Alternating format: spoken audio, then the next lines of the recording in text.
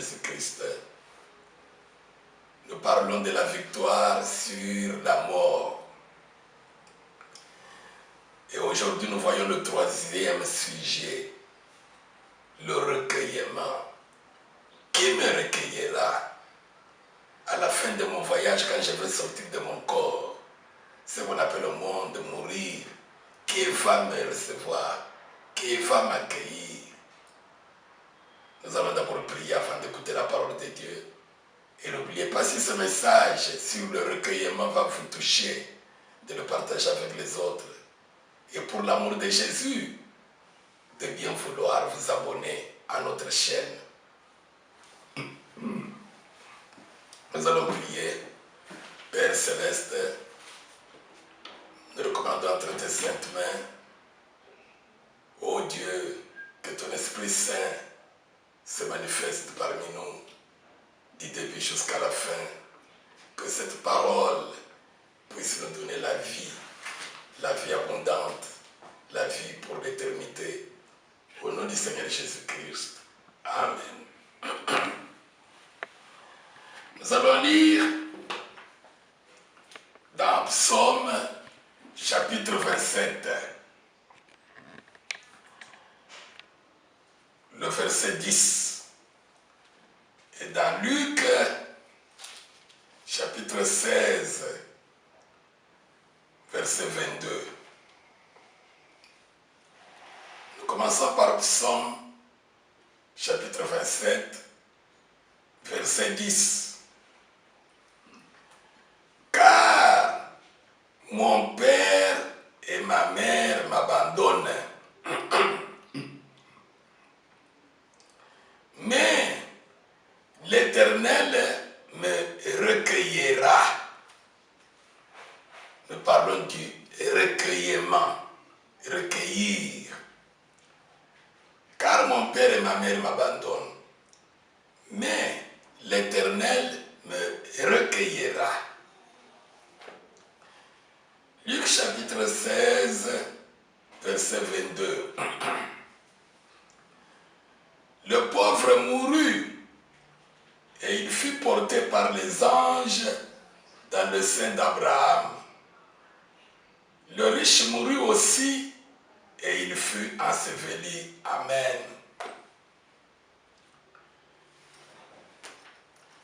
Car mon père et ma mère m'abandonnent, mais l'Éternel me recueillera. C'est le roi David, que nous connaissons bien dans la Bible, par le Saint-Esprit, qui dit cela. Pourquoi avait-il dit cela? La Bible dit dans Actes des Apôtres à la Pentecôte que David était un prophète.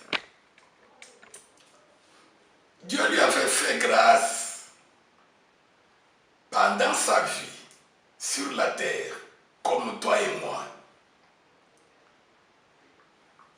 Dans une vision, Dieu a transporté David dans le séjour des morts, dans la vallée de l'ombre des morts.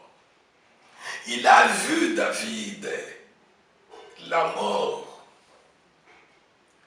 Il a vu ce que Dieu a réservé comme colère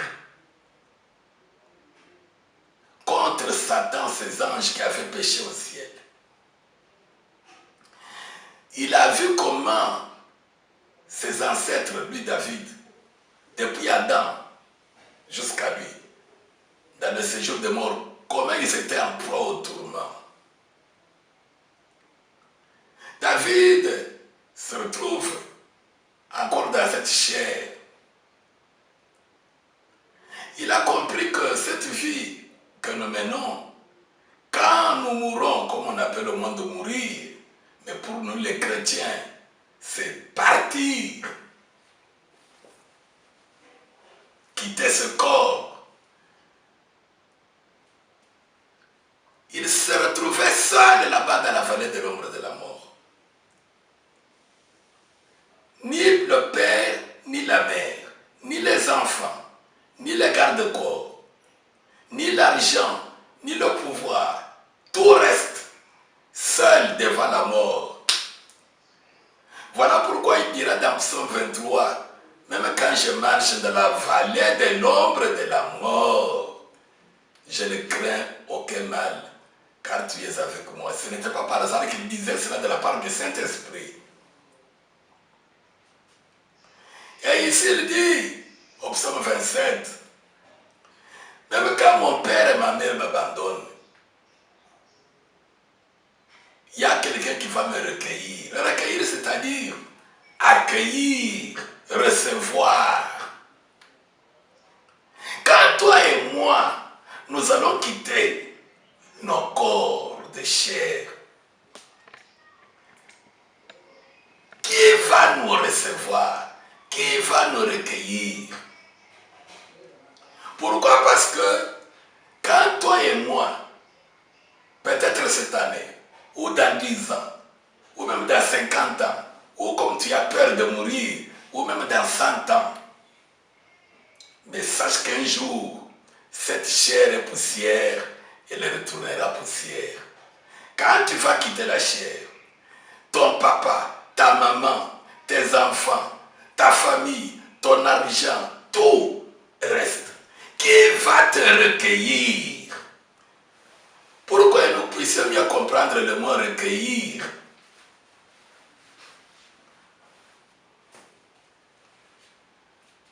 Quand quelqu'un nous quitte, comme moi le frère David, le jour où Dieu va m'appeler, je quitte ce corps. Tous ceux qui me connaissent ou qui sont autour de moi, ils iront à la morgue pour recueillir mon corps. Nous voyons les funérailles, c'est ça le recueillement. Homélie, on parle de celui qui y est parti, des bons et des mauvais témoignages. Souvent ce sont les bons parce que quand quelqu'un meurt, souvent on parle de bien. On a sévéli, on pleure, on enterre, on honore. C'est ça recueillir. Maintenant, nous avions compris, nous les chrétiens, au sujet 1, la connaissance de la vérité, que quand quelqu'un meurt, il n'est pas mort, il est vivant, il part. Tout dépend de là où il va aller, quelle direction il va suivre. Avant d'aller à gauche ou à droite, il faut qu'il y ait quelqu'un qui te reçoive. Nous disons souvent que nous les chrétiens, nous sommes des passagers, des voyageurs, des étrangers. C'est bien de dire ça comme un slogan. Mais quand le voyage va prendre fin, le voyage finit à la mort physique. Paul dit, j'ai combattu le bon combat, j'ai achevé la course. Maintenant, je pars. C'est-à-dire quand on quitte le corps, c'est la fin du voyage sur la terre. Qui va t'accueillir? Qui me recueillera pour me montrer le chemin? C'est vrai, quel chemin? Il n'y en a que deux, dit le Seigneur Jésus. Il n'y en a que deux. Le chemin de Christ ou le chemin de Lucifer. Nul ne peut servir de maître quand il est encore dans la chair. C'est soit l'un, soit l'autre. Qui me recueillera? David dit, l'Éternel me recueillera. Il dit cela parce qu'il avait vu. Dieu lui a fait grâce de voir. Il est allé là, il a vu la mort. Nous avions compris au premier sujet que tous ceux-là qui étaient dans le séjour des morts, ils étaient dans la crainte de la mort. Parce qu'ils voyaient la mort.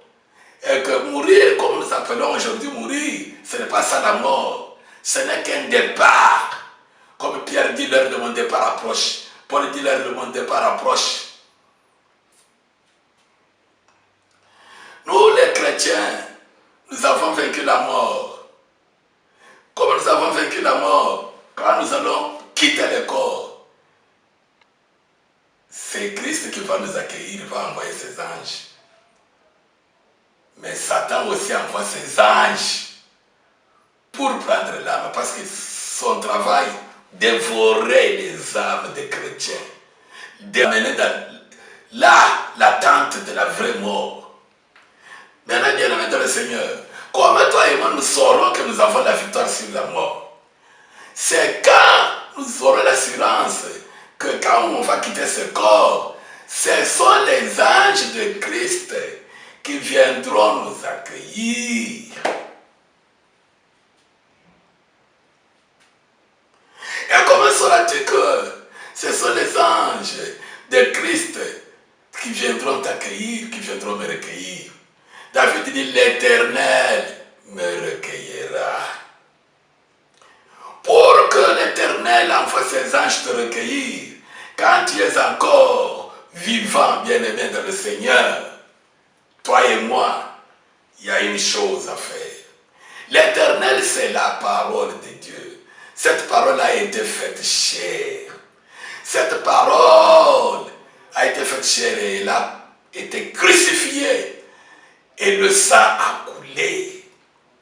Ce qui nous donne la victoire sur la mort, c'est le sang de Jésus-Christ. C'est là qu'il est écrit dans Apocalypse 12. Ils l'ont vaincu, la mort, ils l'ont vaincu à cause du sang de l'agneau. C'est-à-dire que quand nous sommes encore en vie, pour être sûr que vous avez la victoire sur la mort, il faudrait, bien aimer dans le Seigneur, ne pas profaner le sang de Jésus-Christ. Ne pas profaner le sang de l'agneau. C'est-à-dire ne pas mépriser le sang de l'agneau. Ne pas looking down. Ne pas prendre comme quelque chose de la légère.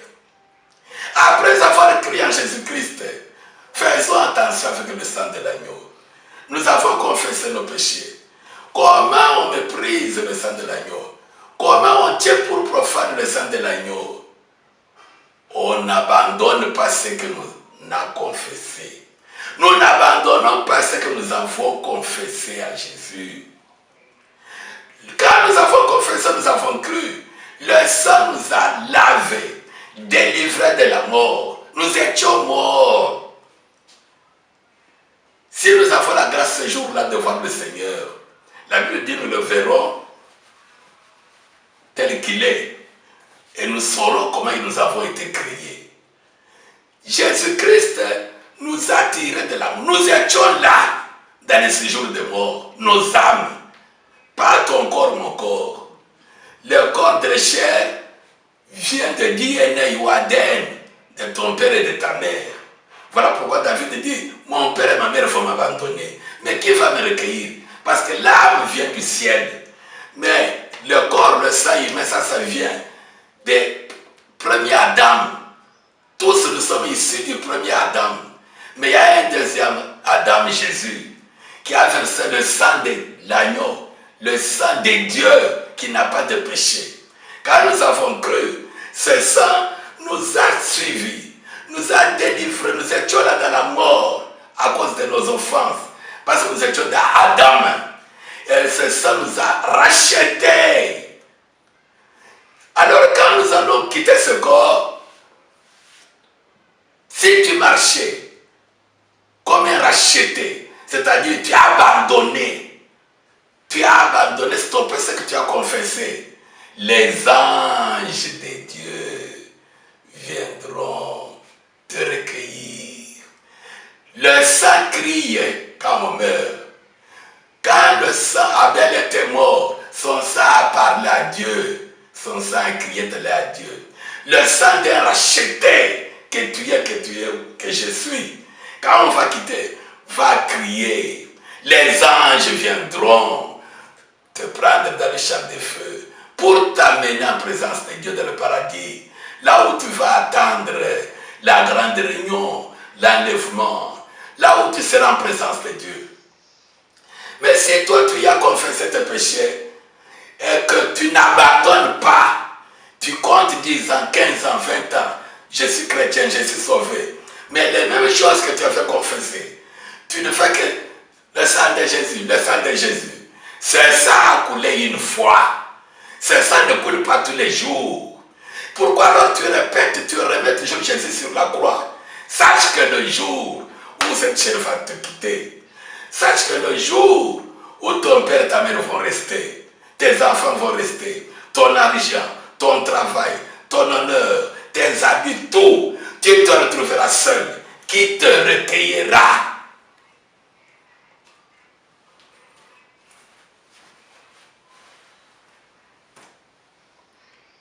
La troisième partie, la victoire sur la mort, appartient au chrétien qui est racheté par le sang de Jésus. C'est-à-dire, après avoir cru, après avoir confessé, avoué ses fautes, ses péchés, il les a abandonnés. C'est-à-dire, il donne du respect au sang de l'agneau de Dieu. Les chrétiens que nous sommes aujourd'hui, nous tenons pour profane le sang de Jésus. Chaque soir, sang de Jésus, sang de Jésus. Le matin, les mêmes choses, les mêmes péchés, les mêmes crimes. C'est comme si on a une pompe, TEP, de l'eau. On sait que le sang de Jésus est là. Je suis en train de tuer, je suis en train de mentir, je suis en train de parler, et le soir je veux dire sang de Jésus. Nous tenons pour profane le sang de Jésus. Qui nous recueillera? C'est alors que Jésus dira, plusieurs seront surpris. Les premiers seront les derniers. Les derniers seront les premiers. Quand nous allons quitter ce corps, qui nous recueillera? L'Éternel. Bien-aimés, je vous ai donné le sujet. Le troisième sujet n'est pas mépriser le sang de l'agneau. Si tu ne méprises pas le sang de l'agneau, tu respectes le sang qui a coulé, tu as la victoire sur la mort. Alléluia. Quand tu vas quitter ce corps, ne crains rien, tu as la victoire. Tu verras le char de feu.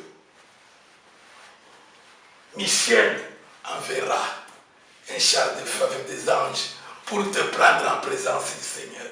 On va te recueillir. L'Éternel te recueillera. Mais si maintenant que tu es en vie et que tu ne respectes pas le sang de Jésus, tu le tiens comme profane, tu répètes les choses que tu as fait confesser, Dieu te fait comme ton grand-père, Dieu te regarde. C'est lui qui sait quand il va le demander ton âme. Toi, tu ne sais pas.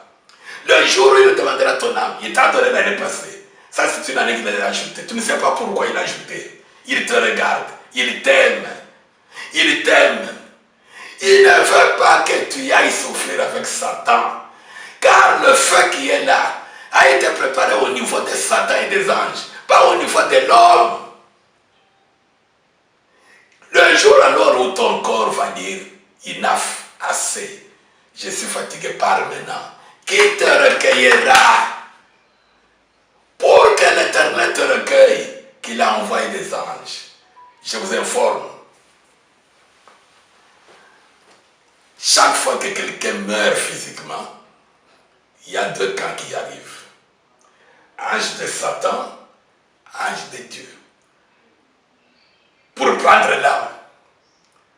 Si pendant que tu étais vivant dans ce corps, tu ne tenais pas le sang de Jésus pour profane, c'est-à-dire, tu ne méprisais pas le sang de Jésus, tu as stoppé tout ce qui t'a fait confesser. Bien-aimé, les anges de Dieu vont dire à Satan, va-t'en, c'est notre personne. Et tu es en présence de Dieu. Mais si ce jour-là, tu avais, pendant que tu vivais, méprisé le sang de Jésus, qu'est-ce que les anges de Dieu vont faire? Parce que Dieu est fidèle dans sa parole. Ce sont les anges de Satan qui vont t'amener dans les ténèbres. Alors la victoire sur la mort n'appartient pas aux chrétiens en parole, appartient aux chrétiens qui sont rachetés par le sang de Jésus, c'est-à-dire ils respectent le travail que le sang a fait dans leur vie. Ils regardent où ils étaient, comment Dieu les a tirés de la mort par son sang, et ils respectent le sang. Ils ne répètent plus les choses qu'ils avaient confessées. S'ils se trompent, s'ils commettent des fautes involontaires, ils pleurent à Dieu et Dieu les purifie. Ils marchent mutuellement en communion avec Dieu. Alors c'est l'Éternel qui va envoyer ses anges pour te recueillir, pour me recueillir. Nous avions lu dans Luc 16. Un pauvre nommé Lazare était couché à sa porte, couvert d'ulcère. et désireux de se rassasier des miettes qui tombaient de la table du riche. Et même les chiens venaient encore lécher ses ulcères. Nous avions lu le verset 22. Le pauvre mourut et il fut porté par les anges dans le sein d'Abraham. Le riche mourut aussi et il fut enseveli. Bien aimé, vous connaissez très bien l'histoire. Deux chrétiens, souvent les enfants de Dieu ne savent pas ça. Deux chrétiens, c'était tous les deux enfants d'Abraham. Dans une même église, dans une même assemblée, dans une même maison. Quand la Bible parle de la maison, c'est l'église. L'un connaissait l'autre, l'autre connaissait, ils se connaissaient l'un et l'autre. L'un, Dieu l'avait béni, l'autre, pauvre. Tous les deux enfants d'Abraham. Abraham connaissait tous les deux. L'un, malgré sa pauvreté, il ne pouvait pas toucher, voler le bien de son frère riche. Il se contentait de ce que Dieu lui donnait, les miettes qui tombaient de la table des riches. Même les chiens du riche pouvaient lécher sa peau. Le riche, lui, enfant d'Abraham, pour lui, ce qui était pour lui, c'est pour lui. Il ne pouvait pas se poser la question, quand moi je vais mourir, quitter ce corps, ces richesses vont rester, la maison va rester, ma famille va rester. Qui me recueillera? Non. Il méprisait le sang de Christ qui l'avait béni, qui l'avait délivré de la mort pour faire de lui ce qu'il était. Mais Lazare, malgré sa pauvreté, il se contentait d'une chose. Quand je mourrai, qui me recueillera? Je ne peux pas voler, je ne peux pas murmurer, je ne peux pas m'inquiéter, je ne peux pas me dire Dieu, pourquoi moi je suis venu au monde? Les autres sont comme ça. Moi je suis... Non, non, non, non. Je sais que un jour je quitterai toutes ces choses. Où irai-je? C'est Dieu qui me recueillera. Jusqu'à la mort, Lazare a quitté ce monde. Nous avons lu, je relis encore. Il fut porté par les anges dans le sein d'Abraham. Dieu a envoyé les anges. Les anges viennent. La vie ne se termine pas sur la terre, bien-aimé, mon frère, ma soeur. La vie continue. Et d'ailleurs, cette vie, ce n'est pas ça la véritable vie. Quand tu vas quitter ce corps, tu verras la vraie vie commence. Et il y a deux directions. Les anges des ténèbres du séjour de mort, les anges du sein d'Abraham, c'est-à-dire du paradis. En ce moment-là, le chemin du paradis n'était pas encore ouvert. Jésus, quand il donne cette parabole, il n'était pas encore mort. Mais à partir de sa mort, nous savons qu'il est allé là. Il est allé là. Le héros des héros.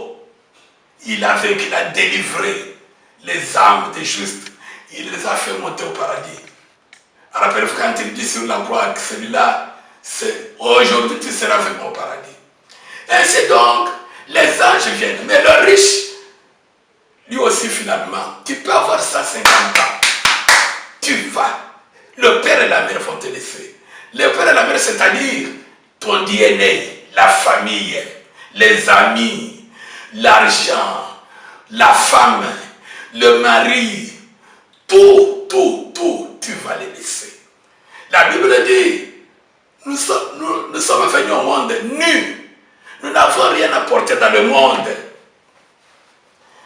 Dans 1 Timothée 6, nous n'avons rien apporté dans ce monde. Et il est évident que nous n'allons rien apporter de ce monde. Nous sommes venus main vide, et quand nous partons, nous allons main vide. C'est pourquoi David dit, tous m'abandonnent. Qui me recueillera? Le riche, ni l'argent, ni le papa. Il avait 5 frères. Ni les 5 frères, ni la femme, ni les enfants. Tout reste. Nous voyons dans le monde, tout reste. Dieu est en train de mépriser le sang de Jésus à cause de ce qui va te laisser, ce qui va rester. Et alors le riche, je suis encore en train de vivre. Parce que lui croyait, non, c'est ça ma vie. Je meurs, c'est fini. Non, tu ne meurs pas, ce n'est pas fini. C'est ça le début de la vie. Et quelle vie alors? Dans l'éternité. Quelle éternité? Dans le bonheur éternel comme Lazare ou dans le malheur éternel comme lui? Il a vu les anges de Satan venir le prendre. C'est pourquoi la Bible dit, il fut enseveli. Maintenant, pendant le monde, on est en train de chanter avec les trompettes, en train de le louer, des grandes funérailles. Mais lui, là-bas, est en train de souffrir. En proie au tourment, le Seigneur dit, sa langue. Quand quelqu'un meurt, parmi les membranes du corps qui pourrissent les premières, il y a la langue, à cause du péché. Ta langue, ma langue. Ce qui sort chaque jour de ta bouche. Malgré le travail que le sang de Jésus a fait, ta langue. Et avant de dormir, sang de Jésus, il y a un jour le sang va t'attraper. Le jour vient où cette langue ne va plus parler, où tes yeux seront fermés. Bien-aimé, où iras-tu qui va te recueillir? Ne foulons pas aux pieds le sang de l'agneau. Le riche regarde de loin. Il voit Lazare au sein d'Abraham. Père Abraham, il connaissait Abraham. Et Abraham le connaissait. Envoie Lazare, il connaissait Lazare. Bien aimé, vous connaissez la suite. J'ai voulu seulement vous montrer ici que quand nous allons quitter ce corps, il faut que quelqu'un vienne te recueillir. Qui te recueillera? Toi et moi, il faut que l'Éternel nous recueille. Parce que nous avons cru en Jésus-Christ. Mais il y a une condition. Cette victoire sur la mort, il faut être racheté par le sang. Le racheter, il abandonne ce qu'il a péché. C'est pourquoi Salomon a dit, c'est lui qui avoue ses transgressions et les délaisse, il obtiendra miséricorde. Dieu enverra les anges le prendre. Ce n'est pas seulement le fait d'avouer, Dieu pardonne-moi, délaisser, abandonner, stopper. Nous allons lire le dernier passage. Mais j'espère que le sujet est clair, vous avez compris. La victoire sur la mort. Avant de lire, rappelez-vous le thème. Jésus dit à Marthe, votre frère Lazare ressuscitera parce qu'il est en vie, n'est pas mort. Oh non! Au pied, le nom de Jésus. Voyez quand Lazare est tombé malade, ils ne sont pas revenus aux féticheurs, aux magiciens pour la guérison de Lazare. Non, ils sont restés toujours en communion avec Jésus jusqu'à la mort de Lazare. Et Dieu l'a ressuscité. Ainsi donc, ne foulons pas au pied le sang de Dieu. C'est-à-dire, en tant que des rachetés, abandonnons, ma soeur, mon frère, ce que nous avons confessé dès ce soir. Dès que tu écoutes ce message, tu ne sais pas quand Dieu peut te demander. Redemander ton âme, tu ne sais pas. Notre souffle est entre ses mains. Dès que tu quittes ce corps, c'est fini, il n'y a plus de repentance. Voilà le moment de profiter pour que nous puissions nous assurer que nous avons la victoire sur la mort. Lisons le dernier passage. Nous allons lire le dernier passage dans Jude.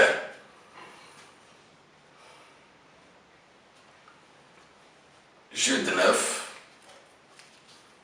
Jude, c'est avant Apocalypse.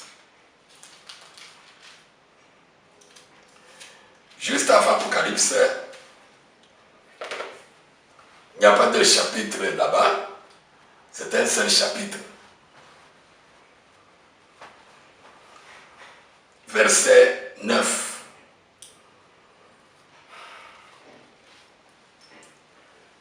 Oh!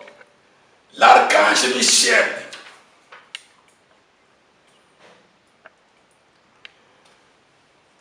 Lorsqu'il contestait avec le diable et lui disputait le corps de Moïse, n'osa pas porter contre lui un jugement injurieux. Mais il dit que le Seigneur te réprime. Alléluia! Nous parlons de la victoire sur la mort.